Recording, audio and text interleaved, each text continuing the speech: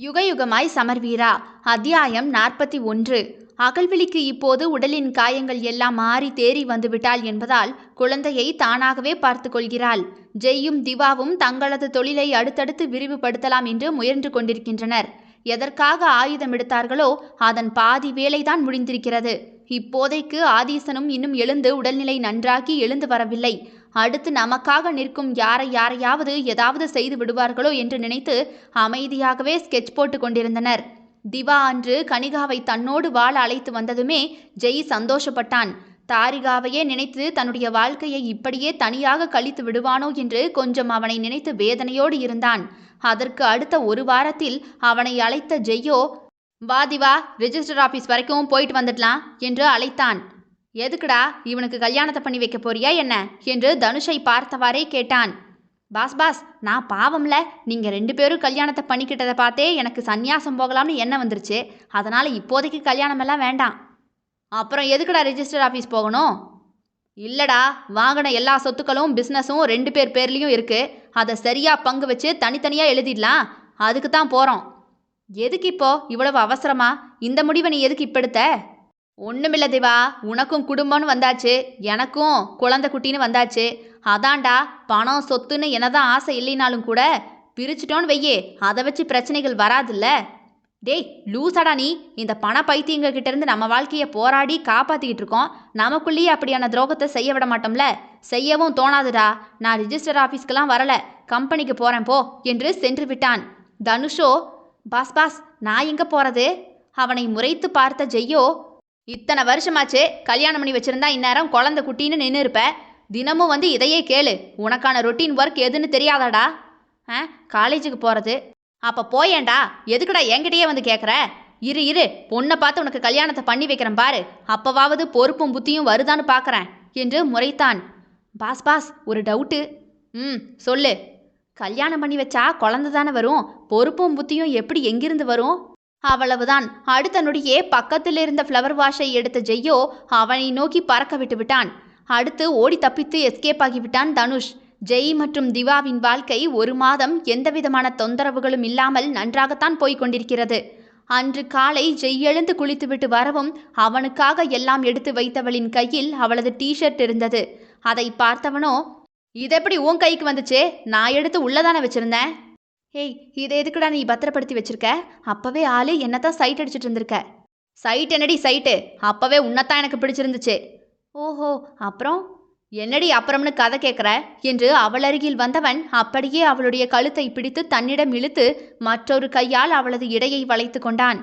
என்னடா பண்ற மாமா என்று வார்த்தைகள் குளற கேட்டால் அகல். ஒரு பொருளை தொலைச்சிட்டேன், அது உங்ககிட்ட இருக்கான்னு தேடுறேன். கண்டுபிடிச்சிட்டியா? கண்டுபிடிக்கத்தான் தேடுறேன், இன்னும் உள்ளே இறங்கி தேட முடியல. ஏனா? வேகமாக தேடினா உடஞ்சிருவியோன்னு. இல்லை. அப்படியா? நீ தேடித்தான் பாரேன். தேடுறேன் என்றவாறே வெற்றுடம்போடு அவளது கழுத்தில் தன்னுடைய ஒற்றை விரலை வைத்து அழுத்தினான். அவனது விரலின் தேடல் புரிந்து அவனது கையை பிடித்து தன்னுடைய நெஞ்சுக்குழிக்குள் நேராக கொண்டு சென்றாள். என்னடி, பொக்கிஷம் பெருசா இருக்கும் போலையே, தேடாமலேயே கையில் வந்து கிடைக்கிது. ஆமாம், தேடி உன்னால் எடுக்க முடியலனா என்ன பண்ணுறது? அதான் தானாகவே பொக்கிஷம் உன் கையில் வந்து விழுது. ஏந்தி தாங்கிக்க மாமா என்று கண்கள் சொக்கி போய் வாய்கள் வார்த்தைகளை உதிர்த்தது. உடனே அவளை வளைத்து தூக்கியவன், ஏந்தி கொண்டேனடி என் பொக்கிஷத்தை, நீ மொத்தமாகவே என் பொக்கிஷந்தானடி. என்னது, மாமாவுக்கு கவிதையெல்லாம் வருதுடோய்? காலேஜுக்கு படிக்கும்போது நான் ஒரு க்ரஷ் மெட்டீரியல் தெரியுமா? ஓஹோ. என்னை சுற்றியும் பொண்ணுங்கள்லாம் வருவாங்க தான், ஆனால் என்ன பேசுறதுக்கு தான் பயப்படுவாங்க. சும்மா கெத்தா அலப்பறையை விட்டுட்டு திரிவேன்ல. எவளையாவது பிராக்கெட் போட்டு கல்யாணத்தை பண்ணியிருந்தனா ஐயாவுக்கு இப்போ 10 வயசில் பாப்பாவே இருந்திருக்குண்டி. என்று அவனது உதட்டை தன்னுடைய விரல்களால் பிடித்து கொண்டவள், இந்த மாமா எனக்குன்னு பிறந்தவன், அதான் இப்போ என்கிட்ட வந்து மாட்டிருக்காரு. வாய் விட்டு சிரித்தவனோ, ஆஹா, ஆனால் ஒன்றுடா, செம கேடி, எனக்கே தெரியாமல் குழந்தை தந்துட்ட போ, அதான் இங்கே வந்தேன். இல்லைனா உன்னை அங்கே வர வச்சிருப்பேன். ஆமாம், கேட்கணும்னு இருந்தேன். அது எப்படி திரும்பி வந்த? நீ மகன் வயிற்றுல இருக்கான்னு தெரிஞ்சதுனாலயா? இல்லை, உண்மையை சொன்னால் எனக்கு உண்மையிலான காதல், உனக்கு இருந்த எல்லா இமேஜையும் உடைச்சிட்டு தான் வந்தேன். கருணாமூர்த்தி கொலையை நான் நேரில் பார்த்தேன்டா. பார்த்தும் கூட உன் கூட தானே வாழ்ந்தேன். விஷம் கலக்க எப்படியெல்லாம் எனக்கு வலிச்சு அழுதுருப்பேன் தெரியுமா? என்னால் அந்த சாப்பாட்டை உனக்கு தரவே முடியல. அதே சாப்பாட்டை நானும் உன் கூட தான் சாப்பிடலான்னு உட்கார்ந்தேன். புரிஞ்சதுனால தான் உன்னை கொண்டு போய் பெங்களூரில் விட சொன்னேன். இல்லைன்னா விரட்டி விட்டுருக்க மாட்டேனா? கொன்று இருப்பேன் இந்நேரம்.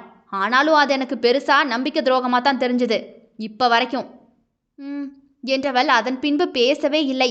இருவரும் அமைதியாகவே இருந்தனர். அந்த மௌனத்தை இருவராலுமே தாங்கிக் கொள்ள முடியவில்லை. இறுக்கமாக கட்டிக்கொண்டு உதட்டு வழி காதலை வெளிப்படுத்திக் கொண்டிருந்தனர்.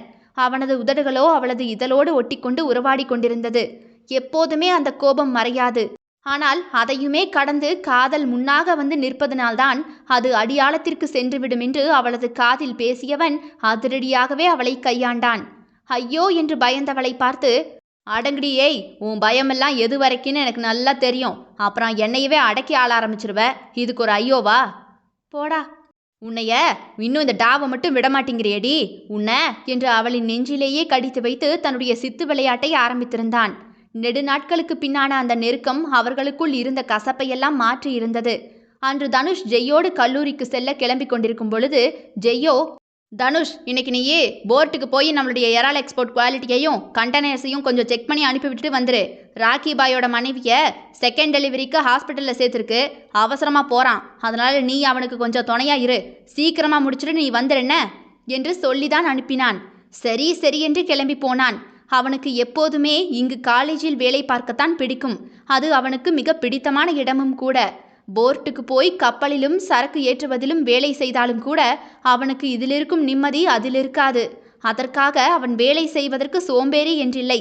அங்கேயும் யாராவது வரவில்லை என்றால் துணியை மாற்றிக்கொண்டு இறால்களை பேக் பண்ணி வைத்திருப்பதைத்தான் தோளில் தூக்கி கொண்டு செல்வான். 3 பேருமே கடின உழைப்பில்தான் இவ்வளவு தூரம் வந்திருக்கிறார்கள். இப்போது கிளம்பி சென்றான். அவனது முகத்தையே பார்த்தான் திவா. அவனை பார்த்ததும், இவன் ஏன்டா இஞ்சி தின்னது மாதிரியே போறான்? அவனுக்கு தான் சிப்மெண்ட்டுக்கு போக பிடிக்காதுல திவா. ஆனாலும் போனா இறங்கி வேலை செய்கிறதுல கில்லாடி தான்டா. நம்ம ஸ்ட்ரிக்டாக இருந்தா அவன் அவங்களோடவே கலந்து வேலை செய்கிறான். ஆனால் ஏன்டா அங்கே போக பிடிக்க மாட்டேங்குதோ தெரியல. இந்த ராக்கி கும்பலுக்கும் இவனுக்கும் ஒத்து போகவே மாட்டேங்குது போல. இல்லடா, ஏனோ மனசுக்கு பிடிக்கல, அவ்வளவுதான், விற்று என்று அவரவர் வேலைகளை பார்க்க போய்விட்டனர். எப்போதுமே அடிக்கடி ஃபோன் பண்ணி என்னத்தையாவது கேட்டுக்கொண்டும் சொல்லிவிட்டும் இருப்பவன் போய் சேர்ந்து விட்டதும் கூட ஃபோன் செய்யவில்லை. வேலை முடிந்ததா என்றும் ஃபோன் செய்யவில்லை. அது எதனால் ஏன் என்று யோசித்து கொண்டே இருந்தான் ஜெய். அப்போது அவனது ஃபோன் ரிங் வந்தது. உடனே எடுத்து பார்த்தான். மறுமுனையில் திவா. சொல்லு திவா, எங்கிருக்க? கனிகாவை ஸ்கூலில் விட்டுட்டு எங்கடா போயிருந்த? ஆதிசனை பார்க்க போயிருந்தேன். அப்படியா? நான் காலேஜில் தாண்டா இருக்கேன். ஆமாம், இந்த தனுஷ் பையன் ஃபோன் பண்ணானா? இல்லையேடா, அதுக்கு தான் நானும் ஃபோன் பண்ணேன்.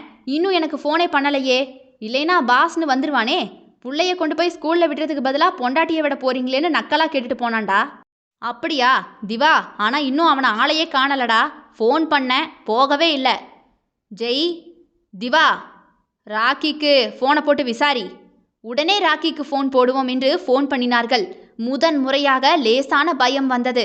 10 வருடமாக கூடவே வளர்ந்தவன் என்ன வாகிட்டோ என்று பயந்து போயினர். ராக்கி ஃபோனை எடுத்ததுமே, சொல்லுங்க மச்சானுகளா, 2வது பெண் குழந்தை பிறந்திருக்குடா எனக்கு. சந்தோஷண்டா, நல்லாருடா. ஆமாம், தனுஷ் எங்கடா? அவன் வரவே இல்லையடா. நான் உடனே அங்கிருந்து கிளம்பிட்டேன். மேனேஜர்கிட்ட சொல்லிட்டு வந்துட்டனே. ஏண்டா தனுஷை காணலையாடா என்று பதட்டமாகவே கேட்டான் அவனும். ஜெய்யும் திவாவும் தங்களை நிதானப்படுத்தி கொண்டு, தெரியலையே மச்சான், நாங்கள் பார்த்துக்குறோண்டா, நீ தங்கச்சியை பார்த்துக்க என்ன என்று ஃபோனை வைத்து விட்டார்கள். சிறிது நேரம் ஜெய் தன்னுடைய கண்களை மூடி திறந்தவன் திவாவை அழைத்து, நீயே நம்பியார் வீட்டில் இருக்காரா என்னன்னு பார்த்துட்டு வாடா. அவர் இல்லைன்னா கண்டிப்பாக அவர் தான் கடத்தியிருக்கணும். இருந்தாலும் தாஸும் கடத்தியிருக்கலாம்டா. ஆனால் தாஸ் கடத்தத்தான் வாய்ப்பு அதிகம். நம்பியாருக்கு கோபமெல்லாம் என் மேலே தான்.